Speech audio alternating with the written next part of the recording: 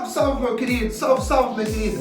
Eu sou o professor Rafael Camargo. Seja bem-vindo a mais um vídeo deste canal, Química no Detalhe. E na aula de hoje, nós vamos relacionar diagrama de Linus Pauling e tabela periódica. Então já se inscreve no canal, se você não é inscrito ainda, vai, se inscreve, clique ali em inscrever-se, curte esse vídeo e vamos começar essa aula.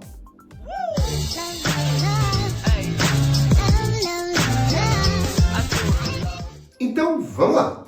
Na aula de hoje eu quero que você entenda a relação que existe entre tabela periódica e diagrama de Linus Pauling.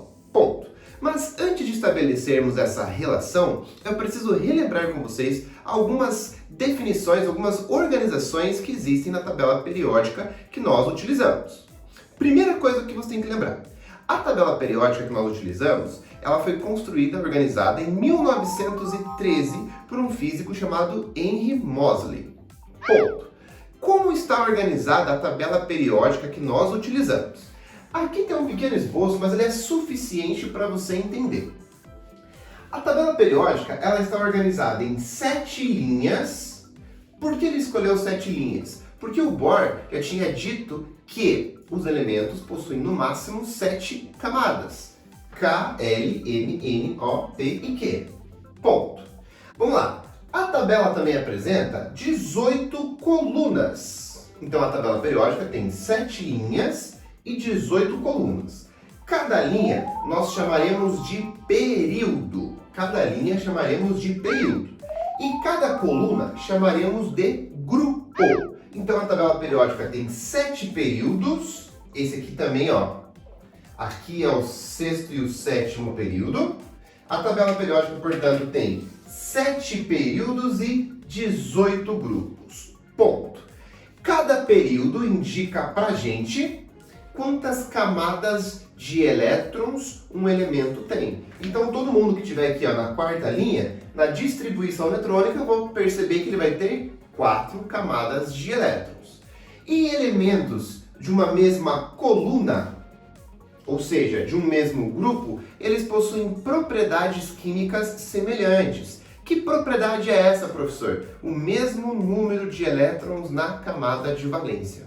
Ponto. Beleza? Então a tabela periódica tem essa grande estrutura. O que mais que a gente pode comentar? A tabela periódica, então, ela tem esses 18 grupos, e esses 18 grupos podem ser divididos em 2 grandes famílias. Beleza? A gente tem aqui ó, o grupo 1 e 2, e do 13 até o 18, nós chamamos esses grupos de famílias As. E do grupo 3 até o 12, nós chamamos de famílias Bs. Beleza? Então nós temos aí a tabela periódica com 18 grupos divididos em 2 grandes famílias. As famílias As vão acabar em S ou em P, e as famílias Bs vão acabar em D ou em F, certo? As famílias As eu chamo de elementos representativos e as famílias Bs eu chamo de elementos ou metais de transição. Tudo bem? E uma última informação sobre a tabela periódica. Lembre-se que ela está organizada da esquerda para a direita em ordem crescente de prótons. Então, por exemplo, o hidrogênio tem 1 próton. Então, o hélio que está aqui tem 2 prótons. O próximo que está aqui, que é o lítio, vai ter 3 prótons. Do ladinho, o berílio tem 4, aí o boro 5, o carbono 6, assim por diante. Então, a tabela periódica ela está organizada da esquerda para a direita em ordem crescente de prótons, de número atômico. E aí, a última informação que a gente tem que saber é o seguinte. O grupo 1 é a primeira família A, então eu falo que é a família 1A. O grupo 2 é a segunda família A, aí eu falo que é a família 2A. A próxima família A está no grupo 13, então o grupo 13 vai ser a família 3A, o grupo 14, 4A, o grupo 15, 5A, 16, 6A, grupo 17, 7A e grupo 18, por fim, 8A. Beleza? 1A são os metais alcalinos, 2A, metais alcalinos terrosos, é o nome da família. 3A, grupo do boro, 4A, grupo do carbono, 5A, grupo do nitrogênio, 6A, calcogênios, 7A, que é o grupo 17, halogênios, E 8A, que é o grupo 18, os gases nobres. Ponto. Agora que você teve essa revisão de tabela periódica, nós podemos relacionar tabela periódica com o diagrama de Linus Pauling. Então, vamos lá. Então, olha só. Quando eu pego um elemento químico e distribuo ele, eu consigo determinar por meio da sua distribuição em qual período o elemento está e em qual grupo este elemento está. Então, quando eu distribuo, eu consigo posicionar um elemento na tabela periódica. E como é que a gente faz isso? Olha só. Quando eu tiver um elemento que acabe a distribuição eletrônica em S ou em P, eu falo que ele faz parte das famílias As, que é o grupo 1 e 2 e do 13 ao 18, família 1A até 8A. Como é que eu descubro então qual é a sua linha, o seu período e qual é a sua coluna, o seu grupo? O número de camadas que o elemento possuir vai ser o período, vai ser em qual linha, em qual período ele está. E o número de elétrons na camada de valência é igual ao número da família A. Então, por exemplo, 2 na camada de valência, 2A. 4 na camada de valência, 4A. 6 na camada de valência, família 6A. E é assim que você descobre qual é a linha, que é o período, e qual é a coluna, que é o grupo. Beleza? Então vamos fazer um exemplo. Olha só. Começar aqui pelo oxigênio. O oxigênio tem 8 prótons. Então vamos determinar do oxigênio qual é o seu período e qual é a sua família, usando o diagrama de Linus Pauling. 8 prótons, 8 elétrons. Então vai ficar 1s2, 2s2, 2p4. Se você tiver uma dificuldade com a distribuição, vai na descrição do vídeo que tem uma aula sobre diagrama de Linus Pauling para você. Beleza, vamos lá.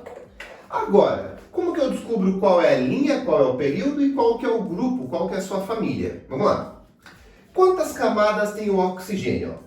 Uma camada, duas camadas, né? Camada 1, camada 2. Então, o oxigênio, ele tem 2 camadas de elétron. Logo, ele está no segundo período. Então, o oxigênio é um elemento que encontra-se no segundo período, na segunda linha da tabela periódica. Agora, vamos descobrir a sua família, a sua coluna. Número de elétrons na camada de valência. A última camada que ele tem é a segunda. Ele tem 2 elétrons na parte S e 4 na parte P, ó, segunda camada. 2 mais 4 dá 6, então ele tem 6 elétrons na camada de valência, logo a sua família é a 6A. Se eu colocar o número 1 na frente, vira qual que é o número da coluna, ou seja, é o grupo 16, família 6A ou grupo 16, que chama-se calcogênios. Beleza? Vou fazer mais um exemplo aí. Agora eu vou pegar com vocês aí o nosso querido cálcio, cujo número atômico é 20. Vamos lá. 1s2, 2s2, 2p6, 3s2, 3p6, 4s2. Tá aí. 4s2. Deu 20. Agora eu quero descobrir qual é o período que o cálcio encontra na tabela periódica e qual que é o grupo, para eu saber aonde ele está. Vamos lá. Como ele acabou em S ou em P, faz parte das famílias As. E a regra, portanto, vale de novo para a gente. Vamos lá. Quantas camadas tem o cálcio? 4 camadas. Ó. Camada 1, 2, 3, 4. Se ele tem 4 camadas, ele encontra-se no quarto período da tabela periódica. Tá aqui, ó. 4 camadas, quarto período. Está na linha 4 da tabela periódica. Agora, na quarta linha, ele está em qual grupo? Como que eu faço? Eu olho o número de elétrons na camada de valência. Cadê a camada de valência? Cadê a camada de valência? Está aqui, ó. Camada 1, camada 2, camada 3, camada 4. A maior camada é a 4. Na quarta camada, só tem esse cara aqui, ele tem 2 elétrons. 2 elétrons na camada de valência, família 2A. Que é o grupo 2, né? Família 2A é a segunda coluna. grupo 2, que chama-se metal alcalino terroso. A partir da família 3A, para saber o número do grupo, sem colocar o número 1 na frente. 3A, grupo 13, 4A, grupo 14, assim por diante. Então, ó, é essa relação que existe entre tabela periódica e Linus Pauling. Tudo bem? Então vamos lá. Agora, se o elemento terminar a sua distribuição em D ou em F, aí ele faz parte das famílias Bs. São os elementos ou metais de transição. Como é que eu faço para posicionar esse cara na tabela periódica? O período dele, quer dizer, a linha que ele se encontra, é o número de camadas que ele vai ter. Ponto. Igual para a família A. Agora, para descobrir o número do grupo, como ele vai acabar em D, por exemplo, eu vou pegar o número de elétrons que acabou em D e vou somar com 2. Então, eu vou fazer D mais 2. Se o cara acabou em D5, 5 mais 2 dá 7. Então, ele faz parte do grupo 7, sétima coluna da tabela periódica. Se acabou em D3, 3 mais 2 dá 5. Então, ele vai fazer parte da família ou do grupo 5. Beleza? Grupo 5, quinta coluna da tabela periódica. Beleza, então vamos lá. Vamos pegar aqui o nosso querido zinco. O zinco tem número atômico 30. Como é que fica a sua distribuição? 1s2, 2s2, 2p6, 3s2, 3p6, 4s2 deu 20, 3d10 deu 30. 30 elétrons. Tá aí. Acabou em D. Sim, então faz parte das famílias Bs. Beleza? Faz parte das famílias Bs. Como é que eu faço para determinar agora qual que é a sua camada, qual que é o seu período e qual que é o seu grupo? Quantas camadas ele tem vai ser o período. Camada 1, camada 2, camada 3, camada 4. Então ele tem 4 camadas. Se ele tem 4 camadas, ele encontra-se no quarto período da tabela periódica. Ponto. Quarta linha. Agora, como é que eu faço para descobrir o grupo? Eu pego o número de elétrons do D, ele tem 10, né, no D, e somo com 2. 10 mais 2 dá quanto? 12. Então, esse cara encontra-se no grupo 12. Ele está na 12ª coluna da tabela periódica. Então, é essa a forma que você encontra quando for família D. Professor, em F? Quando acabar em F, anote aí. Olha que legal.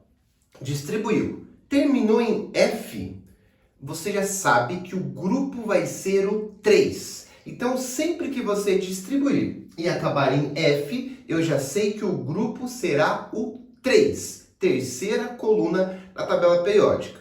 Agora, para descobrir qual é o período, é sempre igual. É só verificar qual é o número de camadas que ele vai ter. E quando acaba em F, ou ele vai ter 6 camadas ou 7 camadas. É só você olhar na distribuição eletrônica. Tudo bem? Então, olha só. Nessa aula, a gente aprendeu a relacionar diagrama de Linus Pauling e, por meio do diagrama, posicionar esse cara na tabela periódica. Gostou dessa aula? Clica ali em curtir, pede lista de exercício para treinar esse tema e nos encontramos numa próxima aula. Beleza? Então eu vou ficando por aqui, um abraço e tchau!